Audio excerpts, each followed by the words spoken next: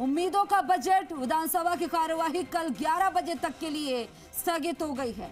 तो वहीं 2 घंटे 50 मिनट का ये बजट का भाषण रहा। जय हिंद जय श्री राम के संविधान से खत्म किया बजट। दिया कुमारी ने रखा भजनलाल सरकार का पहला पूर्ण बजट। बड़ी बातें भी आपको बता रहे हैं, लेकिन इस बीच देखिए ये भी जान लीजिए कि विधानसभा की कार्यवाही कल 11 बजे तक के लिए स्थगित हो गई है। 2 घंटे 50 मिनट का ये बजट का भाषण रहा। दामोदर मेरे सहयोगी ज्यादा जानकारी के साथ हमारे साथ लाइव जुड़ गए हैं। दामोदर, 2 घंटे 50 मिनट का बजट का भाषण, बड़ी बड़ी बातें आपसे भी जानना चाहेंगे। और जब बजट में जब तमाम लोगों के लिए कुछ ना कुछ रहा है, तो आपके आसपास मौजूद लोगों का क्या कहना है?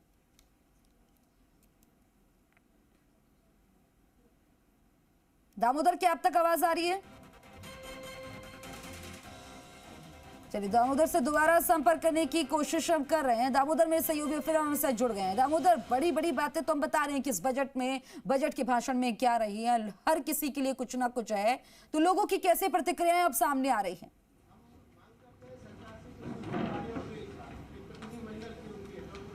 देखिए, इस जो ये बजट है वो इस बार इंडस्ट्री के लिए बहुत ही यानी कह सकते हैं कि फ़ायदेमंद है, क्योंकि जो मांगे इन्होंने रखी थी इंडस्ट्री, क्योंकि इंडस्ट्री आर्थिक रूप से प्रदेश की रीढ़ की हड्डी होती है। ऐसे में जो मांगे रखी गई थी, इन्हों की जो मांगे थी वो करीब करीब यानी कह सकते हैं कि पूरी मांगे इस बजट में रखी गई है और वो उन पर प्रस्तावित भी किया गया है। हमारे साथ इंडस्ट्री जुड़े हुए लोग, उनसे बात करें। सर, क्या कहेंगे इस बजट में? देखिए, इस जो हमारी सबसे ज़्यादा पर्यटन से लेकर मांग थी, पर्यटन विकास बोर्ड का गठन किया गया है। जयपुर में दिल्ली की तर्ज पे, भारत मंडपम की तर्ज पे नाम का किया गया है और यहाँ पे रिलीज भी डेवलप करने के लिए 200 करोड़ रुपए का एक फंड दिया गया।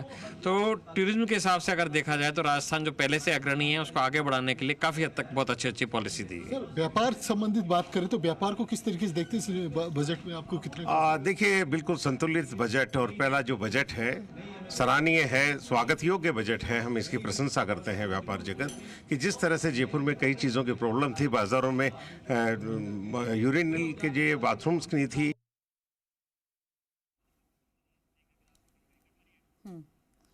तो देखिए, मेरे सहयोगी हमारे साथ लगातार बने रहेंगे, बाकी सहयोगी जुड़ेंगे, अलग अलग सेक्टर से हम जानकारी ये लेंगे कि ये बजट उनको कितना किफ़ायती लग रहा है।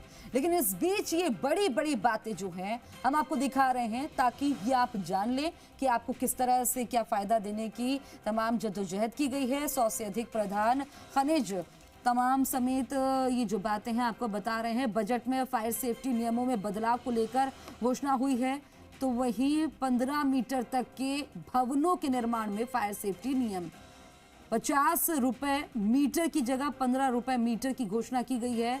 वहीं बजट की बड़ी उम्मीदों का बजट क्या कुछ रहा आपको मैं बता रही हूं। देखिए, ये आपकी टीवी स्क्रीन पर भी लगातार चल रहा है और इसी के साथ ही जानकारी देखिए, प्रदेश को $350 बिलियन इकोनॉमी बनाना।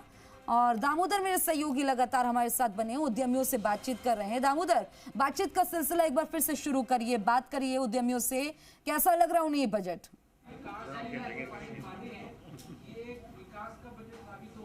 सर, इस बार जो उद्योग की दृष्टि से देखें तो ये बजट कितना कितनी सौगात लेके आया?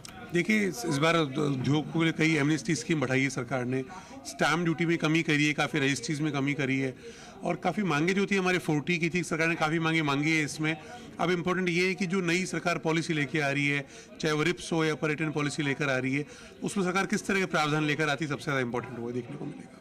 देखिए, महिला बीइंग है, इंडस्ट्री जुड़े हुए, उनसे भी बात कर लेते हैं। मैम, आप एक तरीके से देखते हैं इस बजट में, इंडस्ट्री की दृष्टि से हो आप इंडस्ट्री में, तो ये बजट कितना जो मांगे रखी गई थी करीब करीब यानी पूरी की है कि इसमें पूरी आप?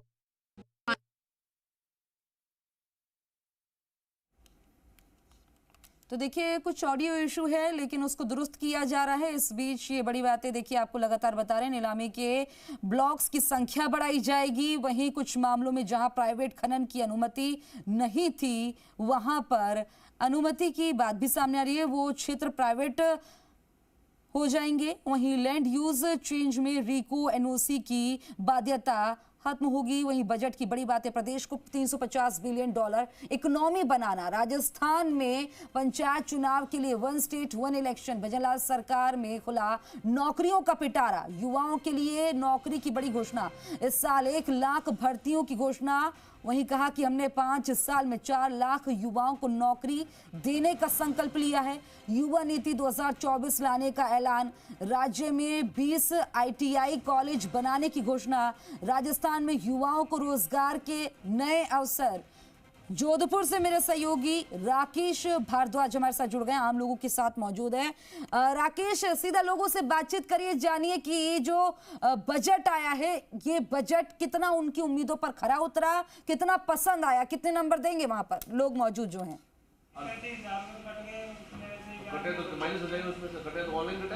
देखिए, प्रदेश की सरकार, भजनलाल सरकार ने अपना पहला बजट पेश किया और पहले बजट में जो पिटारा खोला है वो हर वर्ग के लिए, हर आदमी के लिए कुछ न कुछ दिया गया है। सबसे बड़ी बात है, जोधपुर की अगर मैं बात करूं तो जोधपुर को बिजली, पानी, सड़क सहित इंफ्रास्ट्रक्चर के मामले में बहुत कुछ सौगातें दी गई। और सबसे बड़ी बात है कि ग्रीनफील्ड एक्सप्रेस हाईवे जो 2750 किलोमीटर लंबा बन रहा है, उसमें सबसे बड़ी 350 किलोमीटर जो है वो जयपुर जोधपुर और 350 पौने 400 किलोमीटर के करीब जो है वो जोधपुर जयपुर फलोदी जो एक्सप्रेस हाईवे भी जोधपुर की सौगातों में मिला है। तो निश्चित रूप से जोधपुर में कहीं न कहीं बड़ी सौगातों में घोषणा हुई है। तो मैं आम जन से भी चाहूँगा कि वो किस तरीके से इस पर प्रतिक्रिया दे रहे हैं, मैं उनसे बात भी करूँगा। लेकिन सबसे बड़ी बात है कि प्रदेश की सरकार ने बहुत बड़ा पिटारा खोला। युवाओं के लिए खास तौर से जो रोजगार के लिए घोषणाएं की, आने वाले इस साल 1 लाख नौकरियां हैं तो आने वाले 4 सालों में 5 लाख नौकरियों की और भी जो है वो घोषणाएं की गई। तो निश्चित रूप से जो आमजन को बड़ी राहत मिली है। कुछ कर्मचारी नेता भी है, आमजन भी है, जिनसे बात करते हैं। सर, प्रदेश की सरकार ने बहुत बड़ी घोषणाएं की हैं, आप क्या मानते हैं? बेशक बजट एक संतुलित है, लेकिन जो हमारे राज्य कर्मचारी है उनके लिए कोई विशेष पैकेज देने की जो बात थी वो नहीं हुई है। विशेष जो ट्रांसफर पॉलिसी विधानसभा के अंदर घोषणा करने की बात थी, 2 लाख टीचर्स ट्रांसफर के इंतजार में बैठे हैं। सभी कैडर्स की नीति नहीं है ट्रांसफर करने की। अब विधायक के द्वार पर शिक्षक और कर्मचारियों को वहाँ दरवाजे खटखटाने पड़ेंगे और विधायकों के नाक खटखटाने पड़ेंगे। कर्मचारी मजबूरन, हमारे भाई और बहन वहाँ जाएंगे, दर की ठोकरें खाएंगे, लेकिन ट्रांसफर की कोई गारंटी नहीं है। वहाँ पैसा भी चलेगा, एक ट्रांसफर है, अपना में उद्योग बनेगा। जो बहुत बड़ी हमें आशा थी कि पॉलिसी बनेगी तो उद्योग नहीं बनेगा, भ्रष्टाचार नहीं बनेगा, लेकिन उसके लिए बड़ी निराशा हुई है। उसके अलावा जो NPS का पैसा हमारा केंद्र सरकार में पड़ा है, उसके एवज में बजट जारी नहीं किया गया। वो बजट हमारे GPF के अंदर जमा होता तो हमें जो पुरानी पेंशन है वो पैसा हमारा, हम उसको हमें ब्याज मिलता, हमें निश्चिंत हो जाते। जबकि वो पैसा आज पूंजीपतियों के खाते के अंदर है, उसकी ब्याज की, उसकी गारंटी कोई कुछ भी नहीं है। इंफ्रास्ट्रक्चर के मामले में बहुत कुछ दिया है, युवाओं के लिए बड़ी घोषणाएं की है सरकार ने।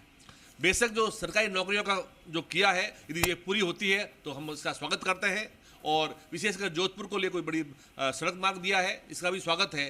लेकिन जो विशेषकर जो आम कर्मचारी के रूप में कोई बड़ा कदम है, उसका हम जो इंतजार था वो आज भी इंतजार है। किसानों को इसमें बड़ी राहत दी गई है, किसान निधि के रूप में भी दी गई और भी कई घोषणाएं की गई किसानों के लिए। तो आप क्या मानते हैं किसानों की दृष्टि? सर, किसानों की दृष्टि से ऐसा है कि कोई विशेष तो नहीं है, फिर भी ठीक है। लेकिन हम जो कर्मचारी वर्ग आशान्वित थे बजट को लेकर कि शिक्षा नीति बनेगी, उसके तहत ट्रांसफर। ठीक है राकेश, मैं रुक करूंगी आपका। रौनक, आपका रुक करना चाहती हूँ। आप बीकानेर से हमारे साथ मौजूद है मेरे सहयोगी। तो बीकानेर में लोगों की किस तरह प्रतिक्रिया आ रही है, कितने नंबर इस बजट को दे रहे हैं? जी बिल्कुल खुशबू, देखिए इंतजार था बजट